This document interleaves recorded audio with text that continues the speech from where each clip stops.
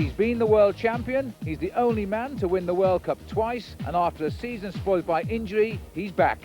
Maurizio Fondriest, the Italian, wins yesterday's opening stage of the Kelloggs Tour of Britain in Glasgow and becomes the race's first leader. He's every reason to smile now.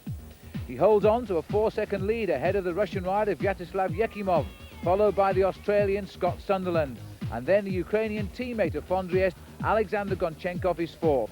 Also in the top 10, 4 of the sport's big names: Olaf Ludwig of Germany, Johan Museo of Belgium, Phil Anderson, the defending champion from Australia, and Jan Zrada of Slovakia. The beautiful cathedral here in the city of Carlisle as the riders in the Kelloggs Tour of Britain now prepare for day 2 on their 500 miles journey south to Manchester. They're going into the Lake District for the first time, and the big climb is the Kirkstone Pass, known locally as the Struggle. Well, yesterday it was the British rider Ben Luckwell who established a lead, an early one at that, in the King of the Mountains competition when he broke away for the best part of 100 miles. Well, today it looks as though Scott Sunderland is the man most likely to put in the big challenge. Sunderland is just 3 points behind Luckwell in that competition, and today he'll try to take the overall lead. Here he is with Paul Sherwin. Yeah, well, I started out yesterday with the plan of trying to get the King of the Mountains jersey, but then when Luckwell's away, taking the early points in the mountains, left me a bit of the task of trying to pick him up. But I'll see how it goes today. I'm pretty confident I can maybe end up with today in a mountain jersey, Luckwell, he must be a little bit tired as well after the race that he had yesterday. Yeah, he's riding strong while he was out there in the first 100 kilometres or so there. But then, as you've seen on the last climb, he come back pretty quick. So I think today he's going to have pretty heavy legs here. And on top of that, in this race, the decision's very often made over the climb. So will you look for a breakaway maybe over the Kirkstone Pass as well? Yeah, I think there could be a breakaway, but it's depending on who's there. What teams have got riders in the front, because it's always the thing, having the right mixture of riders and the lead riders from each team, because it's 100 kilometres from there to the finish and the last 30 kilometres flat. So when you've got guys like Olaf Ludwig and Savoda from Lampre, the 2 very fast sprinters, so I think it probably could be a mass sprint at the finish. But you never know. You've always got to be there just in case anyway. Absolutely right indeed, Scott. At 10 o'clock sharp, and the flag is down as the riders head off for their first visit into the Lake District.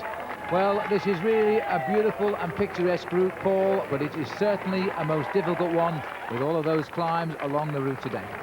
Well, those roads through the Lake Districts are going to be very difficult. We start off with Rattlebeck Hill, followed by Chestnut Hill. I think the big decision will come over the Kirkstone Pass, and then it's straight down to Blackpool.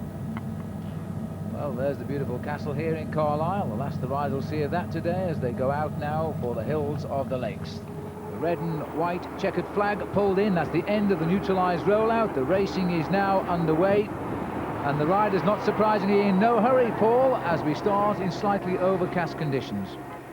Excellent conditions really for racing. A high of 21 degrees Celsius this afternoon. Cloudy and overcast, but again we could have sunny spells later on in the afternoon when we get down to the coast. Well, we're only just out of town, but already the riders are beginning to get themselves warmed up here for a long day in the saddle. Mark McKay, new British professional on Team Rally, at the front, looking over his shoulder there, just to see if the early attack has done anything at all. But one man has had a lot of trouble today, Paul, constantly at the back of the car. Here he is again, Martin Early. Well, Martin's the leader of the rally squad at the moment, and I'm trying to see if he's still got his frame number there. It may well be he's changed his bicycle. The mechanic here just altering the saddle height. First climb of the day, 7.5 miles covered at Rattlebeck Hill. And there's where we are on the left of our picture, and immediately an attack by Bo Hamburger on the right, and Scott Sunderland, his teammate, has taken his wheel. No sign at all of Ben Luckwell. Well, there's no challenge at all, and I'm quite sure Ben Luckwell's got very heavy legs this morning. This is what he wanted to do, Scott Sunderland, this morning. He set out yesterday to try and get the King of the Mountains. He goes past his teammate Bo Hamburger here, and it looks very much to me as if it's going to be a clean sweep by the TVM riders. Well, it's almost a formality here for Sunderland. His teammate Hamburger's moved out of the way. Sunderland takes the line and the points, and that's a great start to the day for the Aussie. He may not have got the lead in the King of the Mountains yesterday, but he's going to be up there today. The result of Rattlebeck Hill: Sunderland wins from teammate Hamburger. Namvent from Norway is in third place. Dag Otto Lauritsen is in fourth. That's the Aussie. Scott Sunderland now confirmed as the leader of the King of the Mountains competition at the moment by 1 point. Well, our man of the race, Alan Piper, has chosen the back of the race today as they descend Rattlebeck Hill. We're just over Rattlebeck Hill, and there's a real feeling of apprehension in the bunch. There's not much talking going on. Even though they're riding slowly, everybody's wary of what's coming up. They've been talking about this hill up further, 25%, and they're all thinking, are my legs good enough? Can I get over the top with the front riders? It's the calm before the storm. Let's see what happens. And we can't wait, and a welcome to the Tour of Great Britain as it now approaches deep into the heart of the Lake District. The field is still all together. Behind them is Rattlebeck Hill. Chestnut Hill is next on the horizon, and then the climb of Kirkstone Pass. And all of the field are back together again after a number of attacks this morning. There's the next obstacle, Paul, the little climb of Chestnut Hill, but it's quite a steep one. It's a tough little climb, especially when we get nearer to the top. This is Ben Luckwell, the leader of the Pop-Tarts King of the Mountains competition this morning. He's got a chance now to try and take the lead back from Scott Sunderland. As we go further up the hill, let's see if he does push that challenge. Well, there's the field all together as they've been, in fact, throughout. That's Marco Vermey, who at one stage held the last spot in the Tour de France before he retired, as he approaches now the top of the climb here at Chestnut Hill, coming around about 27 miles covered. And Chris Walker taking on Scott Sunderland here. They're looking around to see where the challenge is coming from, but Sunderland is having a great start to the day. His second hill in as many climbs this morning, and Chris Walker continues, and I think, Paul, he's gone off on the attack. Let's have a look at the result of the climb.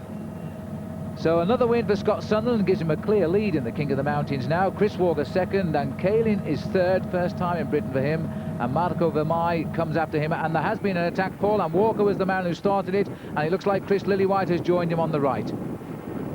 Well, that was an excellent move. This is Chris Lillywhite on the front here, followed by Chris Walker, then Marco Vermey, the Dutchman. Go a little bit further down line. This is dangerous. That looks to me like Sforada. Boam, Namvent, Yates is there too as we go a little bit further down, and Phil Anderson, number one, last year's defending champion. And that's probably the reason, Paul, that Yekimov's Word Perfect team and indeed the Lamprey team here of the race leader Fondriest have gone straight to the front of the bunch now to try and close that attack down. Well, I'm surprised to see the Lamprey team doing so much of a chase there, because in fact they've got Gonchenkov in the front, and that is a dangerous move for the riders. That's why Word Perfect got pressure on. They obviously think with the time trial coming up that we can get away with a Word Perfect win there for Ekimov. Well, Alan Piper is up with the leaders, and he can explain to us the tactics. Alan. We can see the Motorola team forcing the race behind. They really haven't got a winner with Steve Swart, who got dropped in the final kilometres yesterday. Phil Anderson and Sean Yates got away over the top of Chester Hill. Motorola want to get somebody up the front, but the teams of Lamprey and Word Perfect are blocking it down. They want Fondriest and Ekimov up the front, and they're not going to let anything get away. Let's see what happens on the big hill soon. Well, you could see over the shoulder of Alan Piper there as he was speaking, the chase down was coming fast and furiously, because they recognised that this really was the most serious attack with last year's winner in the breakaway, and the gap has closed right down.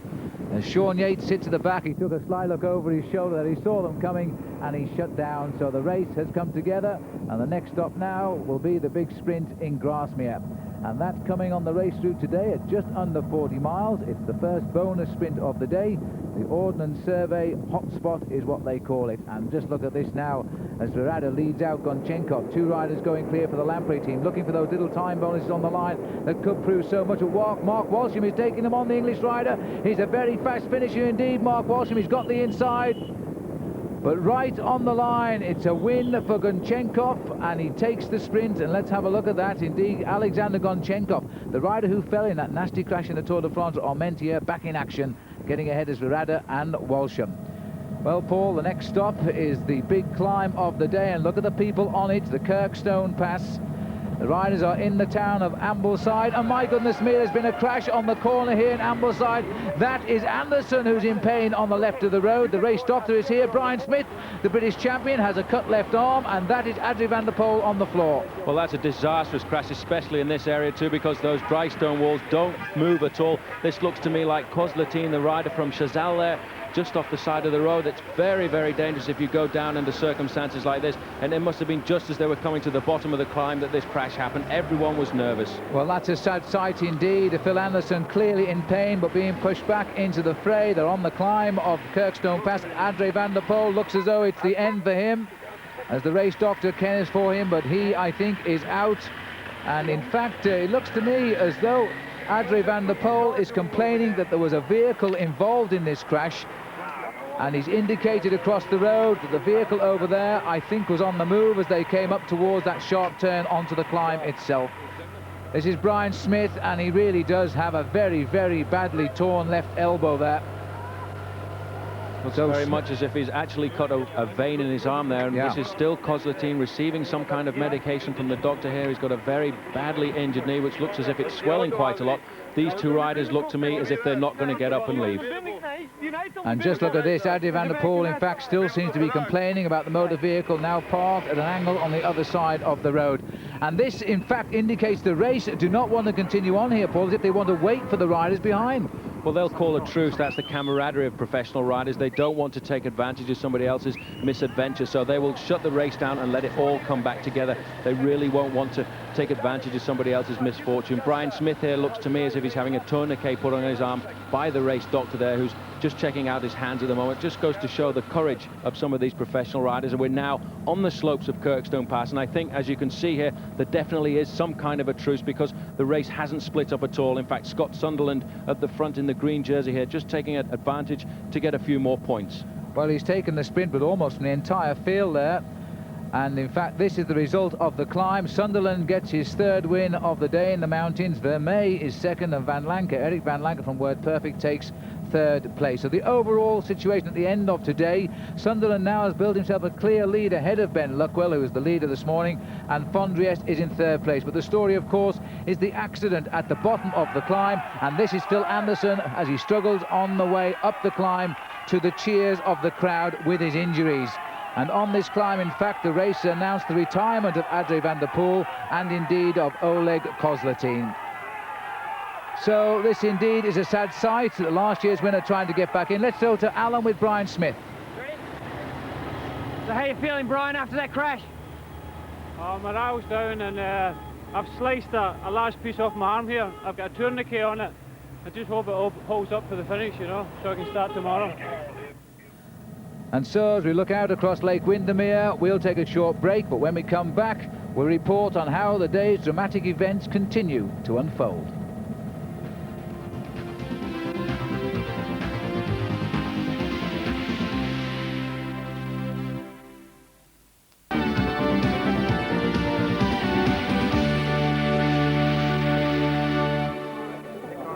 And welcome back to the Kelloggs Tour of Britain. And the accident we saw at Ambleside, apparently caused by a motorist moving towards the riders, has provoked a reaction, and a sad one at that, from the field. After riding at a gentle pace, the race has now stopped 33 miles from Blackpool, and they've elected last year's winner Phil Anderson, injured in the crash, to make this protest. There was an oncoming car which swung into the peloton. Luckily, it didn't hit anybody, but it caused quite a swerve in the bunch. And we were travelling at quite a high speed just before the crucial point of the day, crucial mountain of the day. And you know, I was one of the victims of the crash. Fortunately, I'm still riding.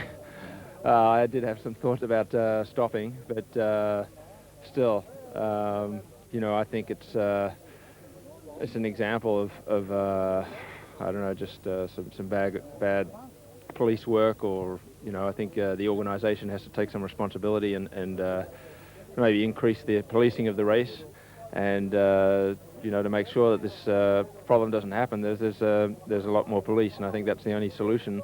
You know, if racing on this level is going to continue in Britain, I think we have to increase the number of police controlling the race. Well, although one has to feel sympathy for the riders, it's also a very difficult job for the British police force, and the man in charge of the escort is Chief Inspector Andy Relf. Our primary responsibility is trying to create a safe envelope through which the road race can pass. Over many years now, we've tried and pioneered the scheme, because we cannot possibly employ the number of officers that would be necessary to put one on every junction. So we have this system of a rolling closure where officers close down as the race approaches and open it immediately afterwards. That has the advantage, of course, of not obstructing traffic for too long, and generally can cope very well by making all traffic stationary. But of course that does rely utterly upon people complying with the instructions of police officers. And I understand today, I don't know the full circumstances, but I will get those circumstances from my officers, that several officers were bypassed by the driver of a vehicle who refused to stop, even physically pushing his way past them. In those circumstances, it is enormously difficult for any police officer to deal with an incident, and we have to trust upon people complying with our instructions. What's going to happen now with the riders for the future of the race this week? Well, we'd definitely like to see an improving on the policing of the race, on the controlling of the traffic, and you know, we want to get on with the bike race. And I hope, you know, today I hope it doesn't affect my outcome of the race. I came here with ambition to try and win the race, and unfortunately I've got some pretty bad injuries, and you know, I hope I can finish with the field today, and then we'll just take it on from there. But I think, you know, everybody's eager to race. We just want to you know, have a safe race here. Well, we all echo Phil Anderson's sentiments there, but it should be pointed out, not every rider wanted to support that stoppage, and neither did all of the team's managers. Remember, though, the security of the race route is the responsibility of the police, and they have a very good safety record so far. Let's hope now, for the rest of the week, it will be trouble-free, Paul.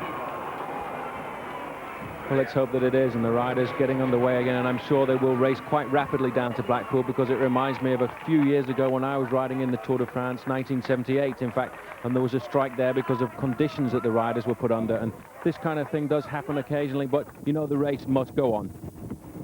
Well, the breakaway going clear. We've now moved to the outskirts of Blackpool. We're in St. Michael, about 15 miles from the finish, and indeed, this is John Clay of Great Britain on the attack.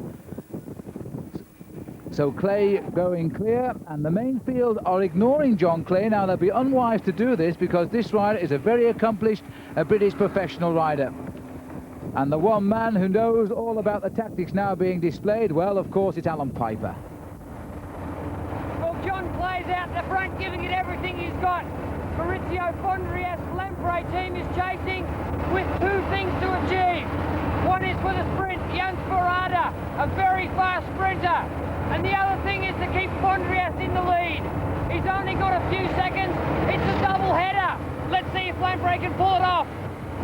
Well, so often, Paul, this race comes down to a battle of seconds over the years, and John Clay has got 51 of them right now, and that is a good lead at this stage of the race. We're on the outskirts of Blackpool. It's an excellent lead. You can see 51 seconds there, confirmation on the blackboard, but there's a lot of work being done at the back here, especially by the Lamprey team, who would like to get it all back together for Jans Verada. Superb finisher, but let's not forget Olaf Ludwig, who was so much trying to get a victory yesterday with his telecom team, did all the work at the end trying to catch those breakaways. Maybe they can get it back together again and launch Ludwig into victory. Well, there is our destination today, the beautiful shot of Blackpool Tower, and if you look right down, they look like ants from the helicopter, don't they? But there is a massive crowd here on the long run-in to the finish, and it wouldn't surprise me if we're talking of 40 to 50,000 people, and Clay is hanging on, but his gap all of the time, according to the race radio, is coming down, and the last gap we had, it was down to around about 25 seconds, and this, Paul, is the sort of finish he doesn't want, and there's the field. They're really boring down on him. It's a long, straight finish down here into Blackpool, you know, and once they get onto the straight roads, they will see him in front of them, and if they can almost reach out and touch him. Clay now starting to suffer a little bit, looking over his shoulder to see what the gap is. If we could just look back there, in fact, there they are. They're right on him. Well, this has been a superb attack by John Clay, and they gave him a long lead, almost a minute, but they're on him now. It's the telecom team who are chasing him down, and one of the team has gone from the other side. I think it was Aldag. Rolf Aldag has gone, and I think also he's gone clear. There's Clay. He's gone straight by him. Clay surrendered, and that's a shame, about 1.5 kilometres from the line. A great move by the telecom team, because in fact what they've done now is they have shut down, but one man who knows this kind of move, this looks to me very much like Herman Frison from the Lotto squad. An excellent tactical move by these two riders, because now the riders have chased so hard, they may just get a slowing down in the main field and just the gap they need to pull off the victory. Well, they've reached the tower, but you go straight through the tower, I'm afraid, and on for about another kilometre or so. So it's still a long way. We're looking at yards here now as Aldag looks over to Frison for some help, and it's the Lamprey team of Fondriest who's now bringing the race back together again. In fact, as well, the TVM squad were coming up there too. They really are pulling up the stops to try and get those two riders back, and in fact Aldag then was not contributing at all, and it's all back together. So it's going to be a sprinters race today, and we know we really do have some of the fastest men in the world here in the Kelloggs Tour this year, and I'm not surprised that the men from German Telekom here are now trying to bring the man in second place, Olaf Ludwig, through for the victory. The victory he was denied, and he tried many times in the Tour de France, but Ludwig now has the wheel of a teammate as they start to switch across the road. And look at this now, Ludwig's dive to our left of the picture, and there's some riders followed him there, including Malcolm Elliott in the white jersey and the yellow helmet. Elliott's going through too. The other pack comes in from the far right of the course, and Ludwig's still got the head of the field. But in fact, look at this now, Veenstra is coming up very quickly, so too Jan Zerada.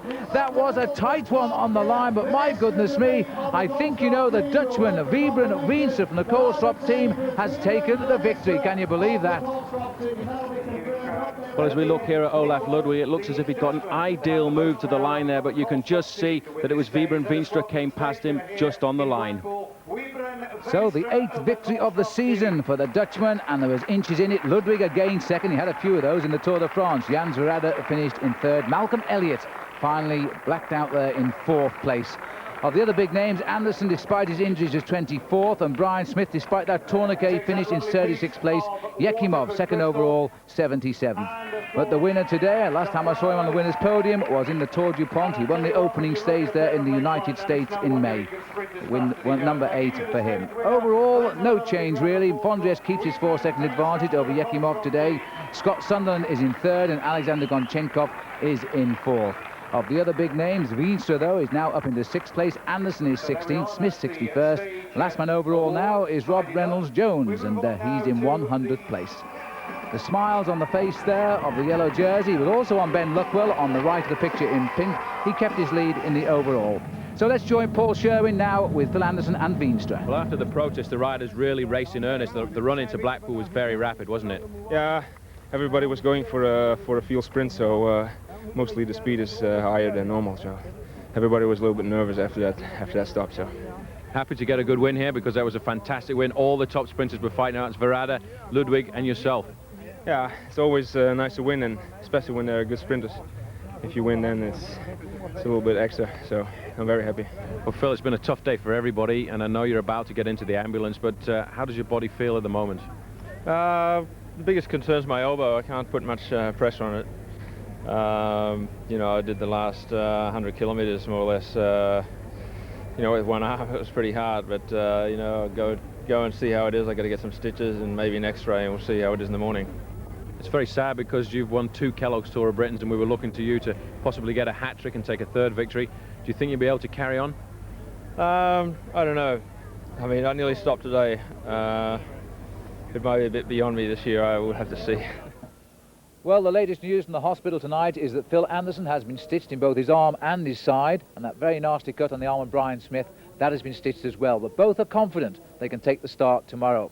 It's a double dose for the riders too. It begins with a 7.8 miles individual time trial in Bolton, and then the short drive to the city of Liverpool for a 1.5-hour circuit race in the afternoon. Now, notwithstanding what happened today, do remember that cycle racing can be dangerous. We want everybody to enjoy the situation, and the vast majority of you on the roads today certainly did that. Until tomorrow night at 8:30, goodbye.